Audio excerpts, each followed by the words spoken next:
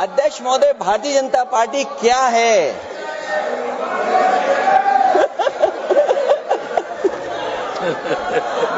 जी, मैं अखिलेश जी ने बहुत हंसते हंसते कहा है, इसको हंसते हंसते जवाब देना।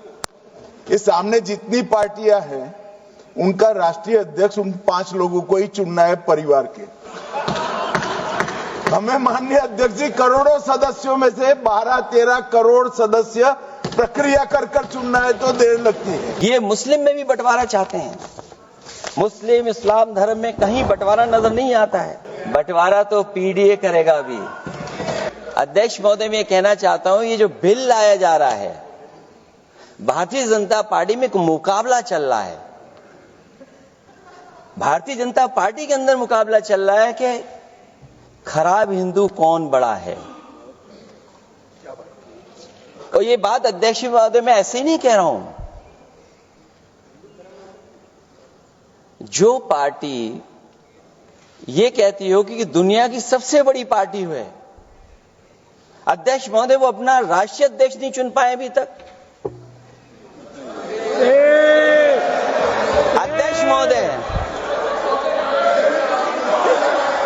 अध्यक्ष महोदय, भारतीय जनता पार्टी क्या है?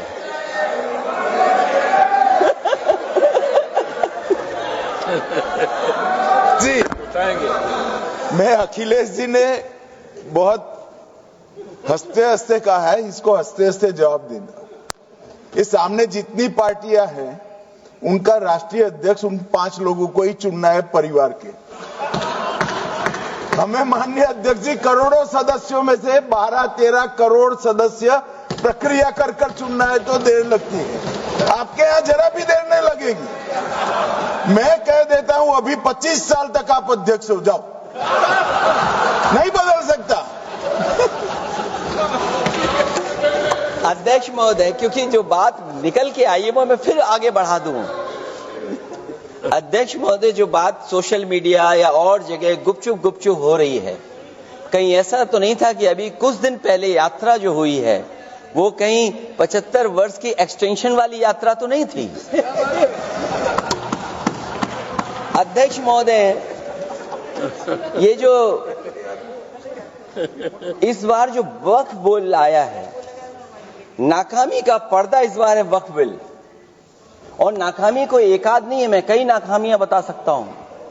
अभी मैं माननीय सदस्यों को सुन रहा था, वो पुराने कई बिल उनके बारे में चर्चा कर रहे थे कि कितने प्रोग्रेसिव बिल लेकर के आए हैं।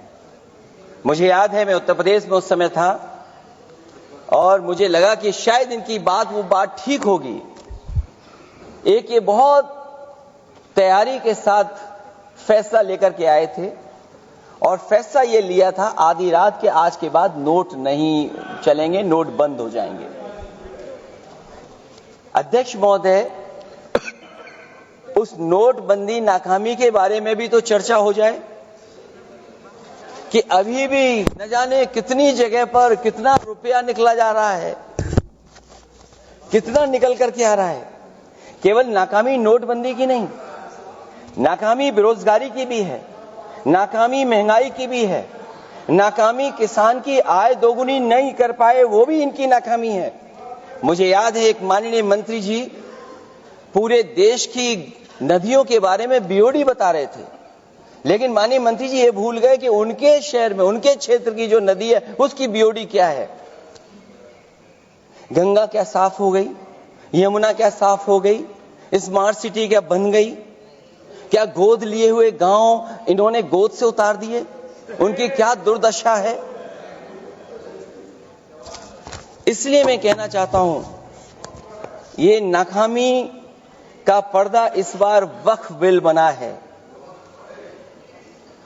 और सबसे बड़ी बात तो यह है कि जिसके लिए फैसला होना है उसकी बात को अहमियत न देना भी नाइंसाफी है। अध्यक्ष महोदय, नाकामी केवल यहां तक नहीं है।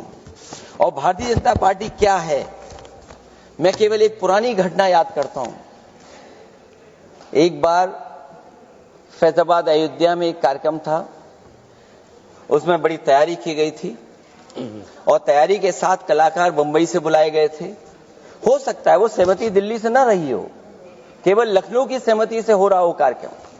और जब कार्यक्रम की पूरी तैयारी हो गई, भगवान श्री राम बनकर के कोई आ गया, लक्ष्मण बनकर के कोई आ गया, मां सीता भी बनकर के कोई आ गया, हनुमान जी और भगवान हनुमान भी बनकर के कोई आ गया।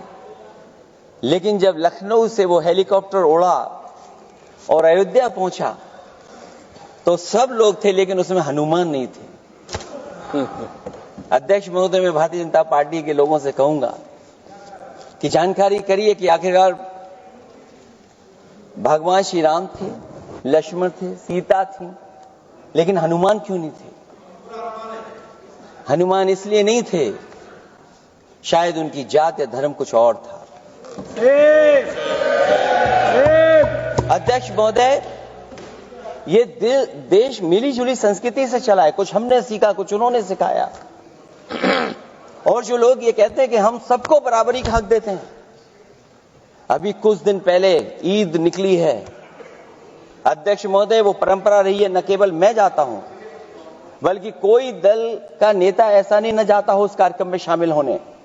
भारतीय जनता पार्टी के जो मुख्यमंत्री, उप मुख्यमंत्री, वो भी जाते हैं, उप मुख्यमंत्री, सभी धर्मों के नेता आते हैं। लेकिन पता नहीं इस बार क्या साजिश थी, षड्यंत्र था कि वहां पर कुछ पाबंदी लगी हुई थी।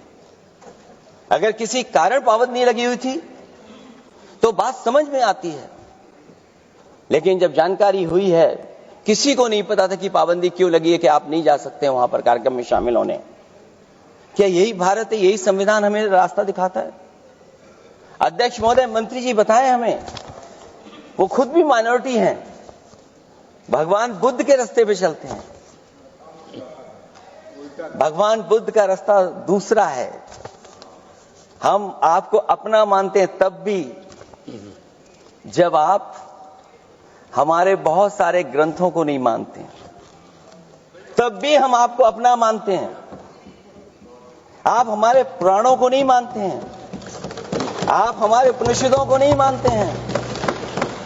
लेकिन सोचिए, हम हिंदू वो लोग हैं जो आपको स्वीकार करते हैं और गले लगा करके चलते हैं। भाजपा का लक्ष्य वक्फ की जमीनों पर है। इन जमीनों का नियंत्रण अपने हाथ में लेकर इन जमीनों को पिछले दरवाजे से अपने लोगों के हाथों में दे देना चाहती है। भाजपा चाहती है कि वक्फ बिल लाने से मुस्लिम समुदाय को लगे कि उन पर हक को मारा जा रहा है, वो उद्वेलित हों और भाजपा को ध्रुवीकरण की राजनीति करने का मौका मिल सके। क्योंकि अध्यक्ष महोदय, भाजपा का लक्ष्य यह है कि ध्रुवीकरण हो, क्योंकि वो जानते हैं कि ध्रुवीकरण जितना होगा उससे वो लाभ उठाने में आगे रहेंगे। तो ये वक्फ बिल जो लाया जा रहा है वो अपनी वोट बैंक को संभालने के लिए और समाज को बांट करके ध्रुवीकरण करके राजनीतिक लाभ लेने के लिए लाया जा रहा है। और अगर इसके लिए नहीं लाया होता तो पहले से जो जितने फैसले लिए सरकार ने, क्या उससे देश और प्रदेश में कोई बड़ा बदलाव आ गया है? अगर स्मार्ट सिटी का बात करें तो कितनी स्मार्ट सिटी बन गई है आपकी? आपके नोटबंदी की वजह से न जाने कितना रुपया कहां निकल रहा है। और डर तो ये लगता है कहीं भाजपा वाले दूसरों के पैसा रख करके न पकड़वा दें। वक्फ बिल के आने से पूरी दुनिया में एक गलत संदेश भी जाएगा। इससे देश की सेकुलर इमेज को बहुत धक्का लगेगा। वक्फ बिल भाजपा की नफरत की राजनीति का एक और अध्याय है। मैं अंत में कहना चाहता हूं कि अभी तो आपने साथी संभाल लिए हैं, एक साथी तो मुझे दिखाई नहीं दे रहा है। और हमारे जिनका हमने सम्मान किया, हमें कहां ले गए आप? और हमें यहां छोड़ गए आप, हमें छोड़ गए। हमें देखिए सभापति महोदय, देखिए राजनीति क्या है। हमने आपका हाथ पकड़ा और हम यहां आ गए और आप हमारा हाथ छुड़ा करके वहां चले गए। इसलिए देखिएगा कब हमारा इनका हाथ मिल जाए। और मैं अध्यक्ष सभापति महोदय ये कहना चाहता हूं कि वक्फ बिल भाजपा के लिए वाटरलू साबित होगा, क्योंकि ऊपर से तो हाँ हाँ कह रहे हैं, लेकिन अंदर ही अंदर बहुत सारे साथी सहमत नहीं है।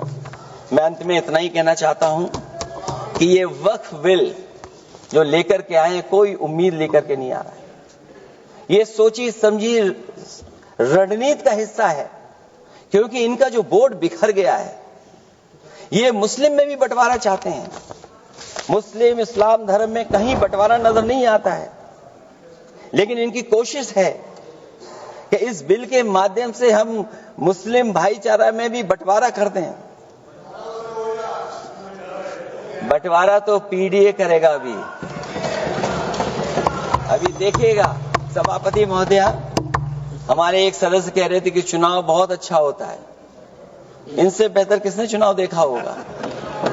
चलिए, धन्यवाद। वोट ही नहीं डालने दिया। सभापति महोदया, मैं धन्यवाद देता हूं।